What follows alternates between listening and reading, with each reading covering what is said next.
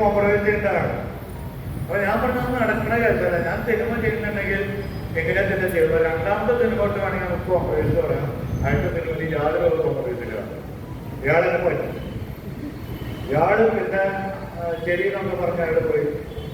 എനിക്ക് അത്യാവശ്യം അന്നത്തെ കാലത്ത് 50,000 അഡ്വാൻസ് ഒക്കെ തന്നു. സിനിമ തുടങ്ങാൻ കയറുവാനാണ്. പിന്നെന്താ ഞാൻ മുമ്പ് അസിസ്റ്റൻ്റായിട്ട് വർക്ക് ചെയ്തിട്ടുള്ള ഒരു ഉണ്ടായിരുന്നു. അവൻ്റെ കയ്യിൽ കണ്ണൻ എന്ന് പറഞ്ഞ ക്യാമറമാൻ്റെ കയ്യിൽ 4 റോള് ഫിലിമുണ്ട്. മോഹനാട്ടൻ കള്ളപ്പിലിൻ്റെ ഔട്ട്ലാൻഡ് കോർപ്പറേഷൻ വെച്ചിട്ടുണ്ട്.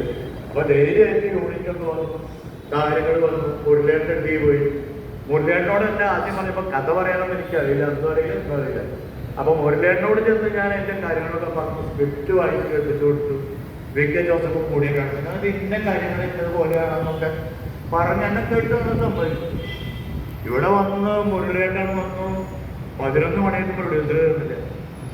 എല്ലാവരും 11 മണിയായിട്ടും പ്രൊഡ്യൂസറില്ല. മുരളിയേട്ടൻ തലയൊക്കെ മന്ത്രം ചെയ്ത് അങ്ങനെ ഇരിക്കുകയാണ് അവിടെ. എന്ത് ചെയ്യുന്നത് ആലോചിച്ച് ഒരു പിടുത്തം കിട്ടുന്നില്ല. ആ കാലത്ത് മൊബൈൽ ഫോൺ ഇറങ്ങിയ സമയത്താണ്.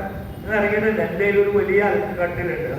അതേപോലെ നിൽക്കുമ്പോൾ സ്വിച്ചോണിന്റെ മുമ്പായിട്ട് വെക്കുന്നൊരു വർദ്ധനാണ്. നീയേ ഞാൻ പറഞ്ഞൊന്നും കേൾക്കുന്നുള്ളൂ. ഞാനൊക്കെ ഇവിടെ ഗൾഫിൽ ഭയങ്കര സാംസ്കാരിക പ്രവർത്തനം നടത്തുന്ന ആളാണ്.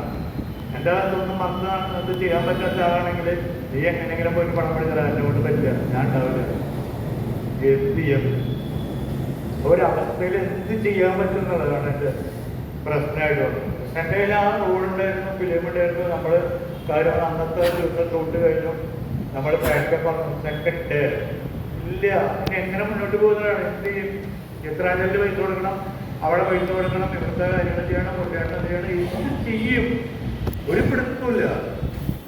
ആളുണ്ടായിരുന്നൊരു സംഭവമാണ്. ഒരു ഭാഗ്യത്തിന് ഒരു സുഹൃത്ത് പിറ്റേ ദിവസം പോയിട്ട് കടന്നു വെച്ചപ്പോൾ ഒരു 75,000 രൂപ.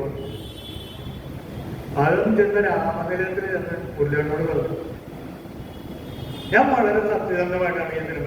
അയാളെന്നെ പറ്റിച്ചാണ്. മുന്നോട്ട് കൂടെ ഉണ്ടെങ്കിൽ എന്ത് തന്നെയായാലും കുഴപ്പമില്ല. നാടൻ കളിച്ചിട്ട് കുറിച്ച് എൻ്റെ മനുഷ്യരായിട്ടുള്ള ബന്ധമുണ്ട്. ഞാനീ പടം ചെയ്യും, ഒപ്പം ഉണ്ടാവുകയാണെങ്കിൽ. എന്താണെന്ന് അറിയില്ല മുരളിയുടെ ഒപ്പം നിന്നു.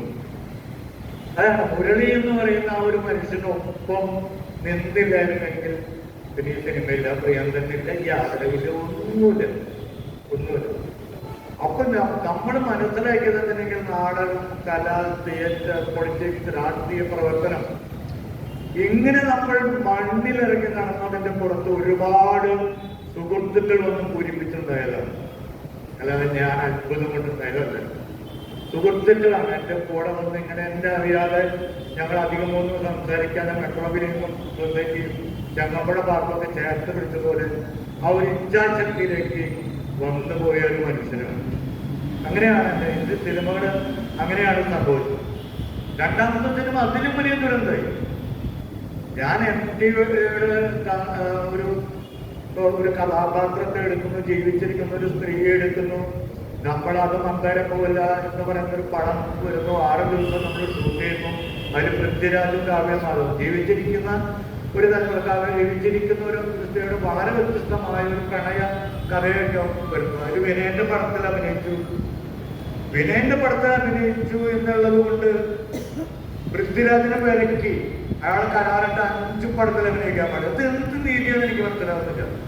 എൻ്റെ ജീവിതം അത് കഴിഞ്ഞ് 2-3 വർഷം പോയി നമ്മളിത് ചെയ്തിരുന്ന ഒരു കാലത്ത് ഇവിടുത്തെ സിനിമാ സംഘടനയാണ് ഉള്ള കാര്യങ്ങളാണ്.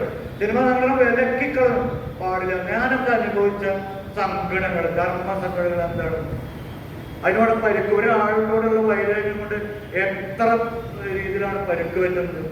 നമുക്ക് നെയ്ത്തുകാരനെ ഇത് കിട്ടുമ്പോൾ ഓരോ കമ്പിക്കാരനും കടക്കാരനാണ്. ഓരോ സ്ഥലത്തും കടമാണ് നമ്മൾക്ക്. ഒരാൾക്ക് 500, 1000, ഒരാൾക്ക് മാത്രമാണെങ്കിൽ നമുക്ക് എവിടെയെങ്കിലും എന്തെങ്കിലും പറഞ്ഞിട്ടുണ്ട്. എല്ലാവർക്കും കടമാണ്. നമ്മളിങ്ങനെ ഓരോ സ്ഥലത്ത് ശ്രീകുമാർ കൊണ്ടുപോകണം, അപ്പുറത്തെ ഇവരും കൊണ്ടുപോകണം. അവര് നമുക്ക് തരുന്ന 5000 രൂപ വെച്ചിട്ടൊക്കെയാണ് നമ്മളിങ്ങനെ പേരിലേക്കൊക്കെ പോകണം, കടം വീട്ടിക്കൊണ്ടിരിക്കുന്നത്. അങ്ങനെ അതിനു വേണ്ടി വിശ്വസിച്ചിറങ്ങിയ ആളുകൾക്ക് വേണ്ടി നമ്മൾ അങ്ങനെ ചെയ്തുകൊണ്ടിരിക്കുകയാണ്. അങ്ങനെ വലിയ സൗകര്യങ്ങളോ സംഭവങ്ങളൊന്നുമില്ല. പത്രത്തിൽ വലിയ ഫോട്ടോസ് സംഭവങ്ങളും ആളുകൾ. ആ സമയത്താണ് നമ്മളെ ഒറ്റയടി